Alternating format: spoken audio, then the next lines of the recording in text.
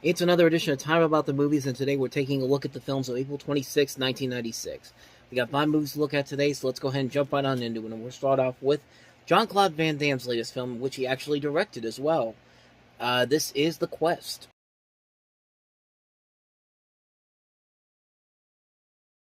I mean, give the film some credit. At least it's not as bad as the last action movie that had an action star directing the film, Steven Seagal with On Deadly Ground. I mean, that movie was abysmal on so many levels, but this isn't half bad. I mean, it's not great.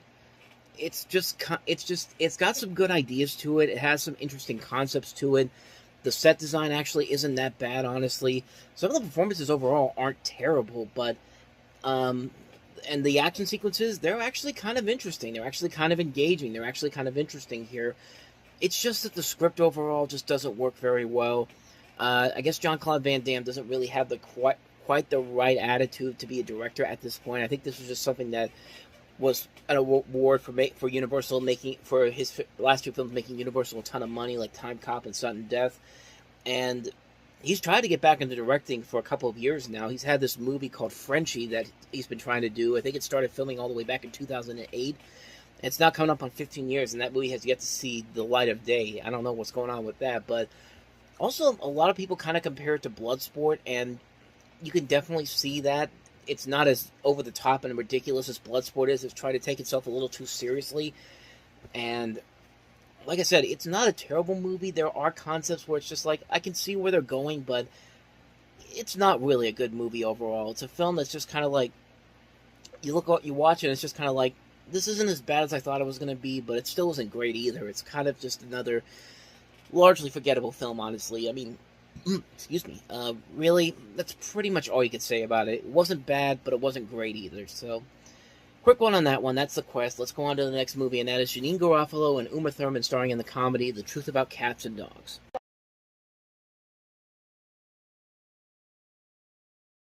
So you got another one of those trailers where you look at it and you think, okay, we've seen this story done over and over again.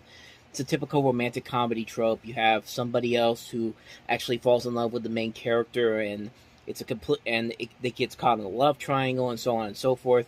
And that trailer really didn't really do a whole lot to convince a lot of people that this was probably going to be any good. But I mean, when you watch the movie itself, it actually is a lot better than I think people give it credit for. It's actually kind of charming what they do here. It's basically a modern reinterpretation of Cyrano de Bergerac. They changed some things around here. You've got Janeane Garofalo as the woman that wants to fall in love with this guy, played by Ben Chaplin, but she needs the help of her friend, played by Uma Thurman. And it is actually a pretty sweet little comedy. It doesn't do anything too groundbreaking, doesn't do anything too unique, but you really do like these characters a lot. Uma Thurman is actually kind of a fun character to watch. Janeane Garofalo gives a pretty solid performance, and Ben Chaplin actually does a pretty good job playing the love interest in here. And you also have Jamie Foxx in here as well. It's a very solid film overall. And I think Janeane Garofalo doesn't get a whole lot of credit for this performance in here. She actually is really, really good. I think she's actually kind of the heart that makes this movie actually worth the watch. She really is showing a lot of range in this performance. She's actually very funny in here. She's very charismatic. She works very well with everyone around her. It's a really solid movie. I know she was actually kind of dissatisfied with the film itself overall years after it came out.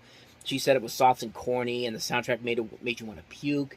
And I don't know. I mean, what am I supposed to say? She's entitled to her opinion. She made the damn movie. I'm just the one that saw it. And I thought she did a pretty good job in it. That's just my personal opinion on it. But I mean, yeah, I thought she was really one of the strongest things about the movie. It really does give her a chance to branch out as an actress.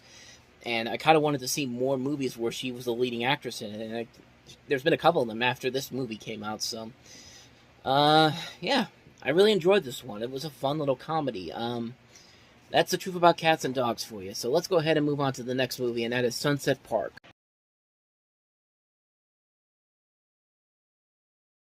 Here we go again. It's another movie that's trying to capture the success of Dangerous Minds, and this time let's replace Michelle Pfeiffer and Tom Berenger, and let's put Rhea Perlman from Cheers in the leading role, and let's make it about a high school basketball team that's struggling in this wrong side of the tracks neighborhood in New York City. And really all you could say about this movie is that it's pretty much just Dangerous Minds meets Coach Carter, and Coach Carter did this a whole lot better with Samuel L. Jackson in it.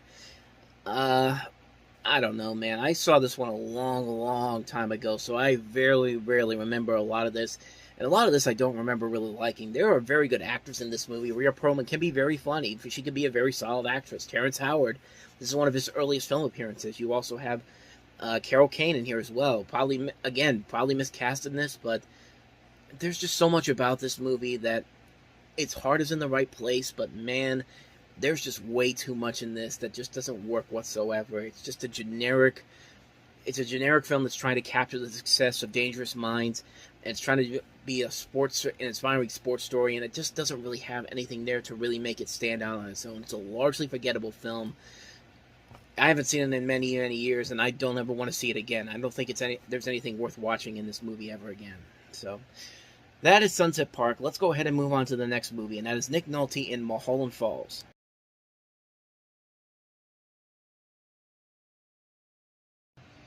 I mean, if the best thing you could say about your movie is that Jennifer Connelly gets pretty hell naked at the beginning of the movie, that's not really a good sign that this movie is going to stand out for the most part. I mean, that's the one thing that you take from this movie, honestly, if you watch it, is that Jennifer Connelly looks hot as hell in this. I mean, it's not career opportunities hot, but comes pretty damn close. But other than that, though, the rest of the movie itself is okay, I guess. It's nothing great. It's nothing terrible. It's a decent gangster flick. I'd probably put it on the same level as something like Gangster Squad, which was another movie that was highly ambitious, but ended up not being as great at the end. And the cast itself is okay here. Nick Nolte, Melanie Griffith, Chas Momentary, Michael Madsen, Chris Penn, Jennifer Connelly. They're all doing the best they can with this.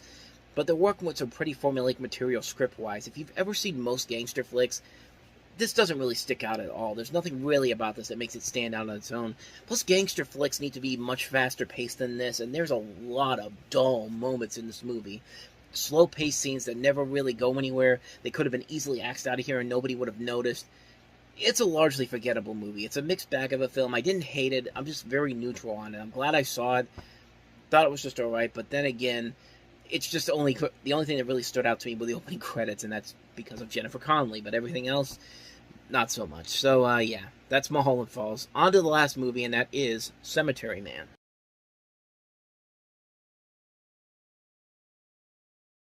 I mean, this is right up there with old school Peter Jackson, even though he has nothing to do with this movie. I mean, Peter Jackson meets Sam Raimi. I mean, this movie looks incredible. I've never seen this movie before, but it's another one of those ones, kind of like with The Last Supper, that I watched the trailer for, and I was just kind of like, where can I find a copy of this movie? This looks like a pretty damn good movie. You see Rupert Everett, one of his early film roles. He plays Francisco Del Monte, or Del Monte dell'Amore, or however you want to look at it. But, I mean, I don't know. It looks like it could be something pretty interesting. You got Derek Jacobi playing Death with the stop-motion animation there.